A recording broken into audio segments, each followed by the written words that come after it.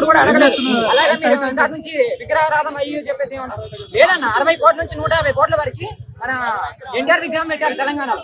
అసలు ఆంధ్ర ఎందుకు మన తెలంగాణ ఆంధ్ర నుంచి ఎందుకు విడిపోయింది తెలియదన్న. మిలియన్ మార్చ్ మనకి 2011 మార్చి 10వ తారీఖున మనకి ఇక్కడ తెలంగాణలో ఆంధ్ర వాళ్ళ విగ్రహాలు ఏ ఉండదు మనకి ఇక్కడ మిలియన్ మార్చ్ చేశారు. అలాంటప్పుడు మన ఆంధ్ర వాళ్ళ విగ్రహాలు ఎందుకన్నా అసలు ఆంధ్ర వాళ్ళు ఇక్కడ విగ్రహాలు అసలు ఆంధ్రాలో ఉన్నాయంటే ఆంధ్ర నుంచి తెలంగాణ విడిపోయిందన్న. తెలంగాణ నుంచి ఆంధ్ర పోలే. ఆంధ్ర వాళ్ళని తెలంగాణ మోసం చేయలేదు. తెలంగాణ వాళ్ళ ఆంధ్ర వాళ్ళు మోసం చేశారు. ఇప్పుడు 60 నుంచి 150 కోట్లు పెట్టారంటే ఒక సంవత్సరం పాటు కానిస్టేబుల్ కి ఉద్యోగాలు ఇవ్వచ్చు అన్న. శాలరీ ఇవ్వచ్చు. ఒక సంవత్సరం వరకు కానిస్టేబుల్ కి శాలరీ ఇవ్వచ్చు. అసలు ఎవరు అడిగిన స్టూడెంట్స్ ఎవరు ఏం అడగలేదు కన్నా. మరి మీరు ఎందుకు పెట్టాలా?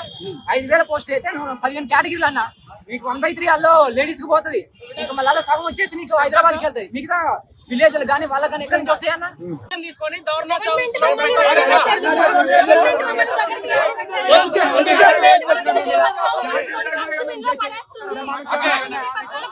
తీసుకోవట్లేదు. మాకే సరదా కాదు, రోడ్లకి అరవడం మాకు సరదా కాదు. ప్రభుత్వం మా వినతి పత్రాలు తీసుకున్న రోజు మేము డెఫినెట్ గా ఇస్తాము. మేము రేవంత్ రెడ్డి గారు కూడా శ్వేత పత్రం రిలీజ్ చేయమని కోరుకుంటున్నాము.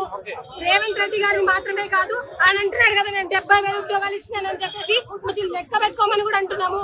ఇక్కడ ఉన్న ప్రతి విద్యార్థి వాళ్ళ కడుపు పోతని చెప్పుకుంటున్నారు. ఈ రోజు ఇప్పటికే కొంతమంది మీద కేసులు అయినాయి. ఇట్లా కేసులు లేకుండా పోతే ఉద్యోగాలు రావడమే కష్టంగా మారుతుంది కదా.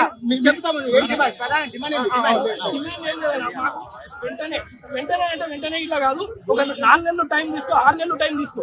డిసెంబర్ 9వ తారీఖు సోనియా గాంధీ గారు పుట్టినరోజు నాడే 20,000 నోటిఫికేషన్ ఇవ్వమని చెప్పండి. మేము వెంటనే మాకు ఒక ప్రెస్ మీట్ పెట్టి 20,000 నోటిఫికేషన్ డిసెంబర్ 9 నాడు ఇస్తాను. ఎస్ఐ కానిస్టేబుల్ అండి 2022 నుంచి ప్రిపేర్ అవుతున్నాం.